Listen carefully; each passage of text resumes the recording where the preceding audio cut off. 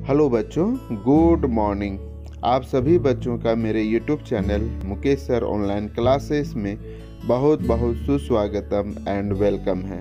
बच्चों, आज के इस वीडियो में हम लोग पढ़ेंगे कक्षा 7 का पर्यावरण और हम, जो कि अध्याय 5 जल मंडल भाग 4 पुनरावृत्ति और अभ्यास पढ़ेंगे। तो जो बच्चे अभी तक मेरे YouTube चैनल को सब्सक्राइब नहीं किए हैं, प्लीज़ सब्सक्राइब कर दें। साथ ही इस वीडियो को लाइक एवं शेयर जरूर करेंगे।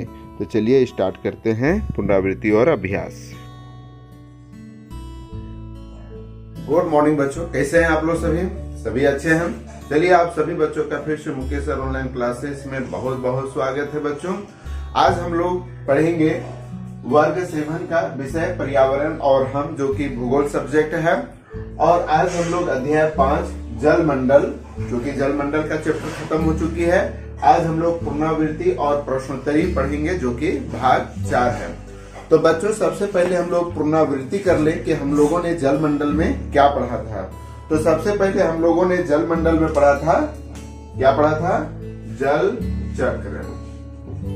और हम लोग जल चक्र जानते हैं कि जल चक्र जो होता है वह एक ऐसा प्रक्रिया है जिसमें अगर देख लिया जाए कि समुद्र का पानी गर्म हो जाती है, सूर्य की लाइट से गर्म होती है, और गर्म होने के बाद वो भाप बनती है। भाप बनने के बाद वो संघनन के द्वारा बादल बनती है। बादल के द्वारा फिर वर्षा होती है, और वर्षा के बाद फिर वो नदी नाला खेत घर से बहते हुए फिर वो समुद्र में चली जाती है, और फिर समुद्र से फिर वो गर्म होके जलवाष्प बनती है। और यह प्रक्रिया जो है निरंतर चलते रहती है।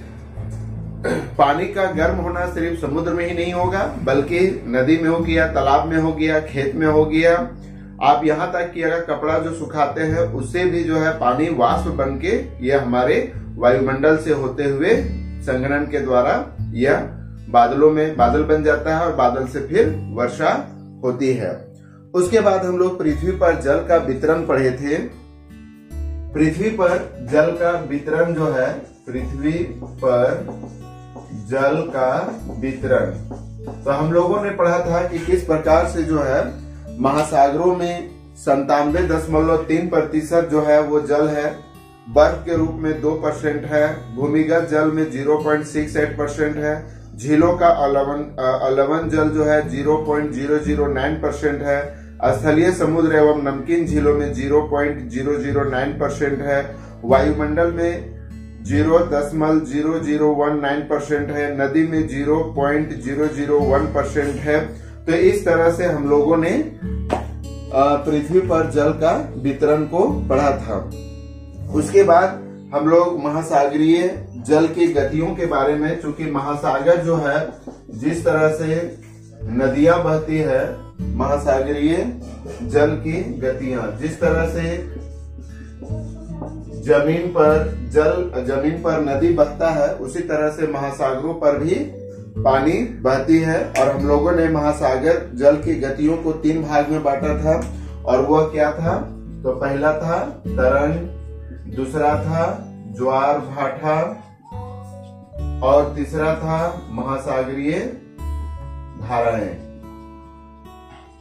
महासागरीय धाराएं, ये 3 भागों में हम लोगों ने बांटा था, जिसमें तरंग में हम लोग सुनामी के बारे में पढ़े थे कि अगर वो 15 महासागर का तरंग जो होती है वह हमेशा उठता और गिरता है, और यह कभी कभी जो है 15 फीट से 15 मीटर से ज्यादा ऊंचाई अगर उठ जाती है तो इसको हम लोग सुनामी कहते हैं। और सुनामी जो है अंग्रेजी शब्द सु का मतलब सु और नामी से बना हुआ है, जिसका अर्थ हो जाता है समुद्र तट की ओर आती हुई लहरें। और यह लगभग 2004 में, दिसंबर 2004 में लगभग 1500 मीटर जो है तरंगे उठी थी, जिसकी वजह से बहुत ज्यादा नुकसान हुआ था। लगभग जो है 3 लाख के लमसम में जो है भारत समेत अन्य देशों में लगभग 3 लाख लोगों की आकस्मिक मृत्यु भी हो गई थी। और सबसे खुशी की बात यह थी कि 2007 में भारत ने सुनामी तरंगों को आइडेंटिफाई करने के लिए मशीन बना चुकी है। उसके बाद हम लोग ज्वार भाटा, ज्वार का मतलब होता है उठना, भाटा का मतलब होता है गिरना। तो हम लोग ज्वार भाटा के बारे में पढ़े थे, जिसमें बृहद ज्वार और लघु ज्वार के बारे में पढ़े थे। बृहद ज्वार जो होता है वो पूर्णिमा और अमावस्या के दिन सूर्य, चंद्रमा और पृथ्वी जब तीनों एक सीध में होती है तो इससे दोनों में जो आकर्षण बल होता है उससे बृहद ज्वार पैदा होती है। और लघु ज्वार जो होता है प्रत्येक महीने के कृष्ण पक्ष एवं शुक्ल पक्ष की अष्टमी को सूर्य, चंद्रमा और पृथ्वी मिलकर समकोण बनाती है, जिसके वजह से यह लघु ज्वार पैदा होता है। ज्वार भाटा का महत्व के बारे में हम लोग चर्चा किए थे। इसके बाद महासागरीय धाराओं के बारे में हम लोगों ने चर्चा किया था, जिसमें उष्ण धारा और ठंडी धारा के बारे में हम लोग चर्चा किए थे। हम लोग उष्ण धारा जो होती है जब पृथ्वी के, चूंकि पृथ्वी का जो विषुवत रेखा है उससे जो गर्म धाराएं जब ध्रुव की ओर जाती है ना, ये ध्रुव हो गया, ये हो गया दक्षिणी ध्रुव, ये हो गया उत्तरी ध्रुव। तो जब और चूंकि पृथ्वी सूर्य की रोशनी सीधे पड़ती है तो यहाँ पर जो हमेशा गर्मी बनी रहती है, और जब गर्मी बनती है तो यहाँ की जो समुद्र का जो गर्म धाराएं जब ऊपर ध्रुव की ओर जाती है तो उसे हम लोग बोलते हैं उष्ण या गर्म धाराएं। और जब ध्रुव से जल धाराएं जब विषुवत रेखा की ओर आती है तो उसको हम लोग बोलते हैं, चूंकि यहाँ पर बर्फ की मात्रा ज्यादा है, बर्फ है, सूर्य की रोशनी तिरछी पड़ती है, जिसके वजह से यहाँ गर्मी कम होती है। गर्मी कम होती है तो वहां पर ठंडा ज्यादा होता है। जब धाराएं ध्रुव से विषुवत रेखा की ओर आती है तो उसे हम लोग ठंडी या शीत धारा का नाम देते हैं, जिसमें हम लोग महासागरीय धाराओं के बारे में, प्रशांत महासागर, हिंद महासागर, अटलांटिक महासागरों में हम लोगों ने बहुत सारी चीजों को, बहुत सारे ठंडी धाराओं और गर्म धाराओं के बारे में हम लोगों ने चर्चा किया था। महासागरीय धाराओं का प्रभाव के बारे में हम लोग जिक्र किए थे। अब हम लोग जिक्र करेंगे अभ्यास बनाने का। अब बच्चों, अब हम लोग जल मंडल का जो है पुनरावृत्ति के बाद हम लोग अभ्यास में ध्यान देंगे। तो सबसे पहला जो प्रश्न है वो रिक्त स्थान है। हम यहाँ पर प्रश्न संख्या लिखते जाएंगे, इसका उत्तर डायरेक्ट हम यहाँ पर लिखते जाएंगे। प्रश्न 1 का जो है 1 जो है वो कहता है, आप लोग अपना कॉपी में भी लिखते जाएंगे। 1 कहता है कि पृथ्वी के लगभग रिक्त स्थान है, भाग में जल है। तो लगभग कितना भाग में जल है? 2/3, यानी 3 हिस्सा अगर हम लोग पृथ्वी करेंगे तो उसमें 2 हिस्सा जल है, तो 2/3। उसके बाद हम लोग दूसरा प्रश्न में आते हैं। समुद्र जल का औसत लवणता जो है खाली स्थान होती है। तो यहाँ पर लिखेंगे प्रति हजार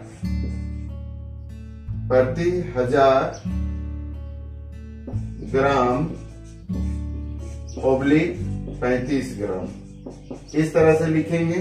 यानी अगर हम 1000 ग्राम अगर हम पानी लेते हैं तो उसमें 35 ग्राम जो है वह लवणता होती है।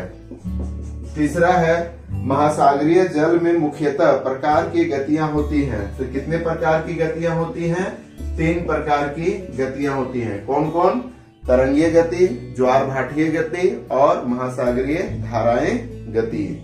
ठीक है, इसको याद रखेंगे। चौथा जो प्रश्न है, महासागरों में ज्वार भाटे खाली स्थान है और खाली स्थान के आकर्षण बल के कारण आते हैं। तो पहला जो है आपको याद होगा कि सूर्य और चंद्रमा, चूंकि पृथ्वी पर ही समुद्र है तो सूर्य और चंद्रमा के पृथ्वी पर जब आकर्षण बल होती है तो उसी की वजह से महासागरों में ज्वार भाटे आते हैं। इसके बाद हम लोग 5वां प्रश्न रिक्त स्थान को देखते हैं। बृहद ज्वार खाली स्थान और खाली स्थान के दिन आते हैं। तो बृहद ज्वार जो है याद होगा वह पूर्णिमा और अमावस्या के दिन ही जो है, अमावस्या के दिन बृहद ज्वार आते हैं। तो इसको आप लोग अपने कॉपी में नोट कर लेंगे।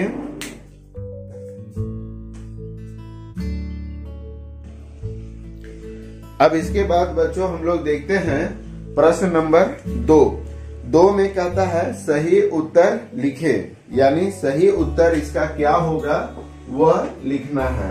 प्रश्न नंबर 2। तो पहला जो प्रश्न है वो कहता है लेब्राडोर ठंडी धारा का उदाहरण है। तो पहला प्रश्न है कि सही उत्तर लिखना है। तो यहाँ पर आप लिखेंगे, देखिए लेब्राडोर जो होता है वह अटलांटिक महासागर का ठंडी धारा का ही है। तो यहाँ लेब्राडोर धारा ठंडी धारा का उदाहरण है। तो यहाँ पर लिखेंगे लेब्राडोर अटलांटिक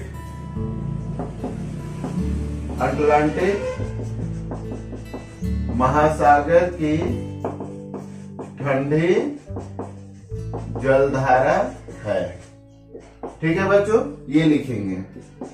दूसरा है पृथ्वी पर उपलब्ध कुल जल राशि का 2.7% स्वच्छ जल है।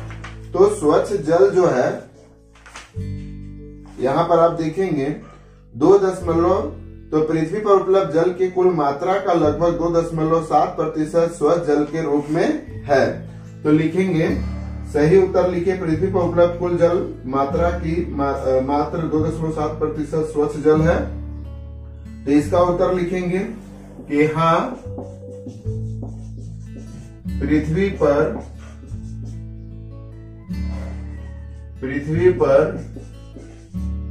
उपलब्ध जल का 2.7% स्वच्छ जल है ना, जिसमें भूमिगत जल,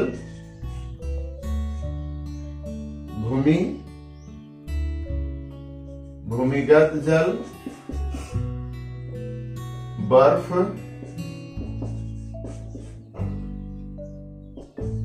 जलवाष्प इत्यादि में है। उसके बाद तीसरा है सुनामी महासागरों में प्रवाहित होने वाली गर्म जलधारा है। तो जहां पर गर्म लिखा हुआ है वहां पर लिख देना है ठंडी, है ना। सुनामी जो है वो ठंडी जलधारा का उदाहरण है, जलधारा है।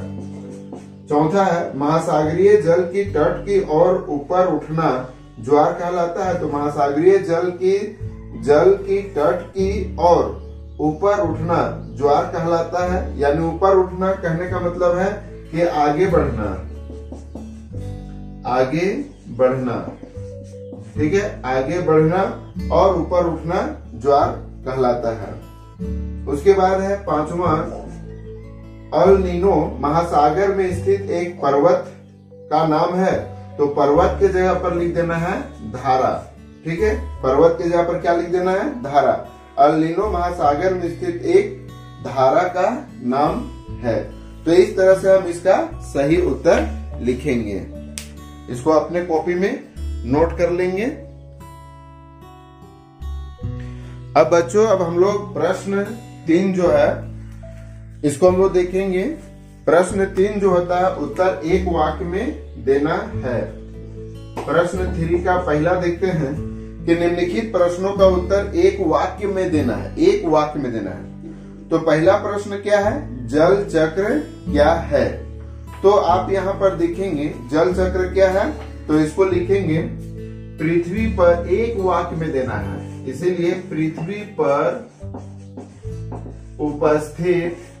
पर उपस्थित जल का प्रवाह महासागर, वायुमंडल एवं स्थल के बीच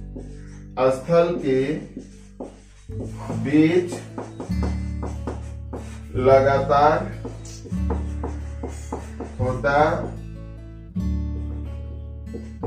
होता रहता है, इसे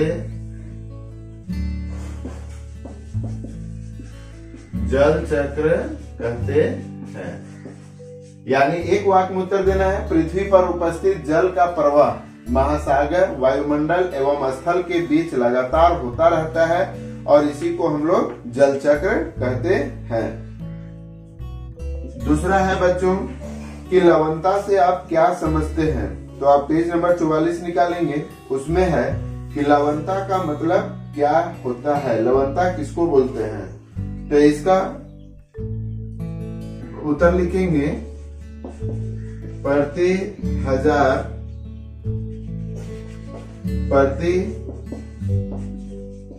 1000 ग्राम जल की मात्रा में उपलब्ध लवण मतलब खारा पानी है ना, लवण की मात्रा को लवणता कहते हैं।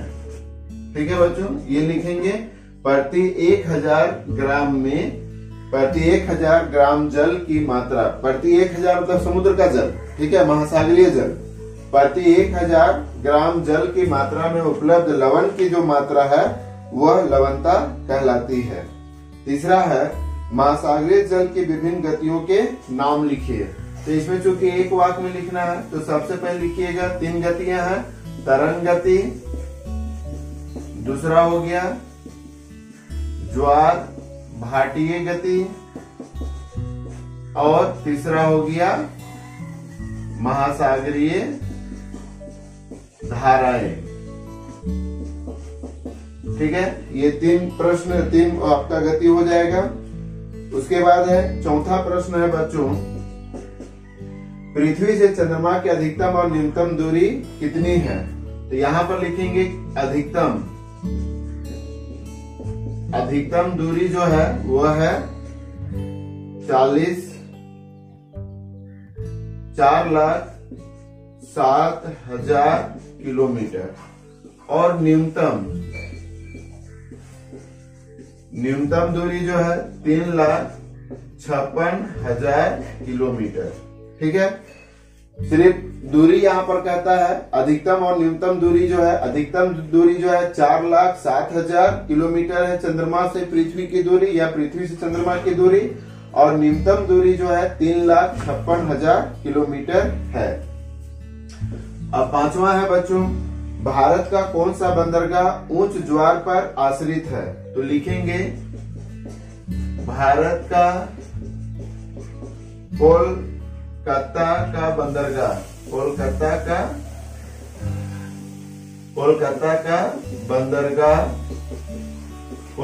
का बंदरगाह जो है वो ज्वार भाटा उच्च ज्वार पर आश्रित है। बंदरगाह उच्च ज्वार पर आश्रित है। ठीक है, ये इसका उत्तर हो जाएगा अभ्यास 3 का। इसको आप लोग अपने कॉपी में उतार लेंगे वीडियो को पॉज करके। प्रश्न नंबर 3 के बाद बच्चों हम लोग प्रश्न नंबर 4 में आते हैं, जो कि लघु उत्तरीय प्रश्न है। क्योंकि ये व्हाइट बोर्ड में लिखना संभव नहीं है, सिर्फ मैं पेज नंबर का डायरेक्शन कर दूंगा। लघु उत्तरीय प्रश्न, पृथ्वी पर जल का वितरण को समझाइए। तो आप पेज नंबर 43 निकालेंगे और 43 में देखिएगा पृथ्वी पर जल का वितरण, यहाँ दिखाई पड़ रहा है पृथ्वी पर जल का वितरण। इसी को पूरा वितरण को जो है आप अपने अभ्यास में लिखेंगे। पहला प्रश्न का, पृथ्वी पर जल का वितरण महासागर में कितना % है, हिमानी में मतलब बर्फ के रूप में कितना % है, भूमिगत जल के रूप में कितना % है, झीलों का लवण जल में कितना % है, स्थलीय समुद्र एवं नमकीन झीलों में कितना % है, वायुमंडल में कितना % है, नदी में कितना % है, इसी को लिखना है। इसके बाद है प्रश्न नंबर 2 में जो है समुद्री तरंगे क्या है, यह किस प्रकार उत्पन्न होती है। तो इसको आप पेज नंबर 45 निकालेंगे बच्चों, और 45 में आप देखेंगे कि यहाँ पर क्या कहता है, समुद्री तरंगे क्या हैं। तो समुद्री तरंगे जो है यहाँ से आप लिखेंगे महासागरीय सतह पर जल लगातार उठता और गिरता रहता है, इसे तरंग कहते हैं। तरंगे सागरीय जल की सतह पर पवन के घर्षण के द्वारा उत्पन्न होती है। तो यह कहता है यह किस प्रकार उत्पन्न होती है। तो यह जो होता है तरंगे सागरीय जल की सतह पर पवन के घर्षण के वजह से तरंगे उत्पन्न होती है। आपको यहीं तक लिखना है। उसके बाद 3 नंबर में आएंगे बच्चों कि सुनामी से आप क्या समझते हैं। तो इसका उत्तर भी आपको 45 में आना है कि जब समुद्र में या महासागर में भूकंप, ज्वालामुखी या भूस्खलन के कारण कभी कभी महासागरीय जल का अत्यधिक विस्थापन होता है। इसके कारण 15 मीटर की ऊंचाई तक की ज्वारीय तरंग उठती है, जिसे सुनामी कहते हैं। बिल्कुल एकदम 45 का आप देखेंगे यहाँ पर ऊपर में, है ना, वहां से आप लिखना स्टार्ट करेंगे। उसके बाद है क्वेश्चन नंबर 4, कहता है ज्वार भाटा क्या है और यह कैसे उत्पन्न होता है। तो इसके लिए आप पेज नंबर 46 निकालेंगे और यहाँ से लिखेंगे बच्चों कि ज्वार भाटा क्या है। यहाँ ऊपर से देखेंगे कि महासागरीय जल का ऊपर उठना और गिरना ज्वार भाटा कहलाता है। जब सागरीय जल ऊपर उठकर तट की ओर आगे बढ़ता है तो उसे ज्वार कहते हैं, तथा सागरीय जल के नीचे गिरने और तट से दूर जाने को भाटा कहते हैं। ठीक है, तो इसी को आपको लिखना है। उसके बाद है यह कैसे उत्पन्न होता है। तो इसके लिए लिखना है कि सूर्य और चंद्रमा के शक्तिशाली गुरुत्वाकर्षण बल के कारण महासागरों में ज्वार भाटे आते हैं। ज्वार की उत्पत्ति के लिए प्रमुख उत्तरदायी कारणों में चंद्रमा का पृथ्वी के नजदीक होना है, जबकि सूर्य पृथ्वी से काफी दूर होने के कारण ज्वार की उत्पत्ति में बहुत ही छोटा योगदान दे पाता है। तो ये आपको लिखना है क्वेश्चन नंबर 4 में। उसके बाद है क्वेश्चन नंबर 5 में देखेंगे बच्चों कि बृहद ज्वार और लघु ज्वार में अंतर लिखना है। तो इसके लिए भी आप 46 में आएंगे। ये देखिए बृहद ज्वार और लघु ज्वार। तो बृहद ज्वार कब आते हैं। तो बृहद ज्वार जो होता है वह प्रत्येक पूर्णिमा और अमावस्या के दिन जब सूर्य, चंद्रमा और पृथ्वी एक सीधे होती है, तब उसमें वह सारे चंद्रमा और सूर्य मिलकर एक पृथ्वी को अपना शक्तिशाली आकर्षण बल उत्पन्न करते हैं, जिसके वजह से बृहद ज्वार आते हैं। जबकि लघु ज्वार जो होता है वो प्रत्येक महीने का कृष्ण पक्ष एवं शुक्ल पक्ष की अष्टमी को सूर्य, चंद्रमा और पृथ्वी एक समकोण बनाता है। उसी समकोण के आधार पर लघु ज्वार उत्पन्न होते हैं। ये लिखना है। तो इस तरह से हम लोग जो है क्वेश्चन नंबर 4 को हम लोग देख लिए। अब हम लोग देखेंगे क्वेश्चन नंबर 5।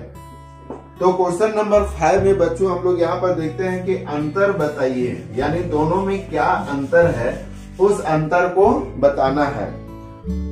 उष्ण गर्म महासागरीय धाराएं और शीत ठंडे महासागरीय धाराएं। तो इसको अंतर में हम यही लिखेंगे कि उष्ण गर्म। तो उष्ण गर्म जो होता है, उष्ण गर्म धाराएं होती हैं। आप इसको पेज नंबर 47 में निकालिए। तो यहाँ पर आप देखेंगे कि उष्ण गर्म धाराएं क्या हैं। उष्ण जल धाराएं भूमध्य रेखा के निकट उत्पन्न होती हैं तथा ध्रुवों की ओर प्रवाहित होती हैं। ठीक है, ये लिखेंगे। जबकि ठंडी जल धारा ध्रुवों या उच्च अक्षांशों से भूमध्य रेखा की ओर प्रभावित होती है। इसका अंतर हम लोग इस तरह से लिखेंगे कि उष्ण गर्म धाराएं जो होती है वह भूमध्य रेखा मतलब हो गया विषुवत रेखा। विषुवत रेखा से जब धाराएं ध्रुव की ओर जाती हैं, इसमें यही अंतर है कि उष्ण गर्म धारा जो होती है वो विषुवत रेखा से ध्रुव की ओर जाती है, जबकि ठंडी धाराएं जो होती हैं वह ध्रुव से, 2 ध्रुव है, उत्तरी ध्रुव और दक्षिणी ध्रुव।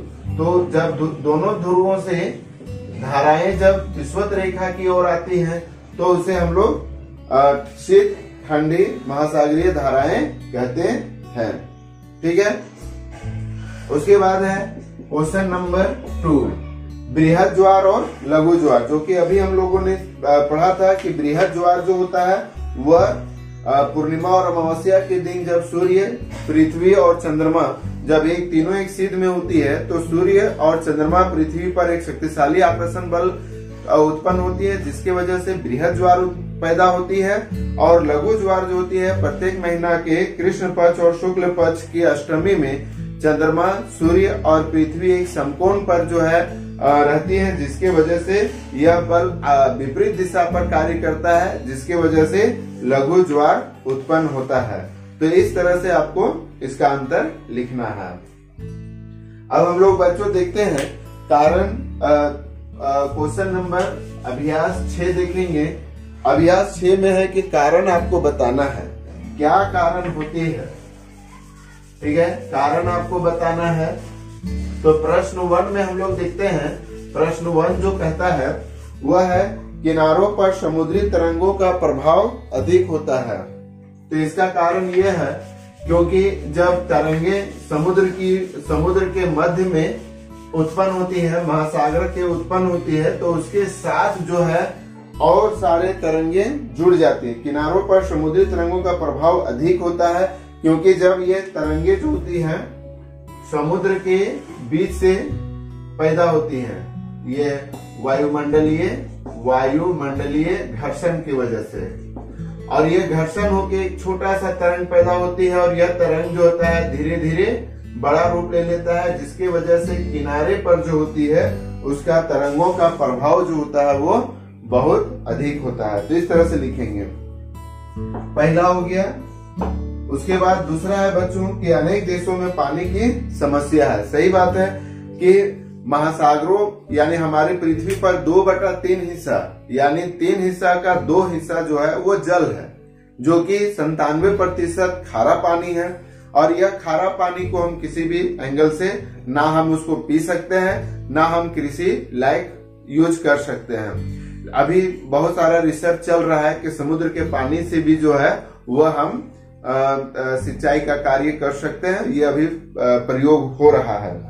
तो अनेक देशों में पानी की समस्या है क्योंकि खास करके गर्मी के दिनों में जो होता है भूमिगत जल, चूंकि प्राय देशों में भूमिगत जल को ही शुद्ध जल माना जाता है और ये लगभग 2.7% ही स्वच्छ और पीने योग्य जल है, जिसका प्रयोग हम लोग पीने के लिए भी, नहाने के लिए भी, कपड़ा धोने के लिए भी, खेतों में सिंचाई के लिए भी प्रयोग करते हैं। और इसका बेतहाशा उपयोग होने की वजह से हमारा भूमिगत जल जो है वह धीरे धीरे जमीन के नीचे और चलते जा रही है और धीरे धीरे यह समस्या बहुत सारे देशों में विकट होते जा रही है। ठीक है बच्चों, तो यह हो गया प्रश्न 6। अब हम लोग प्रश्न 7 आते हैं। प्रश्न 7 जो है वो दीर्घ उत्तरीय प्रश्न है, जिसका उत्तर कम से कम आपको 50 से 60 शब्दों में देना है। लघु उत्तरीय प्रश्न का उत्तर जो है आपको 20-30 शब्दों में देना है, लेकिन दीर्घ उत्तरीय प्रश्नों का उत्तर कम से कम जो है आपको 50-60 शब्दों में देना है।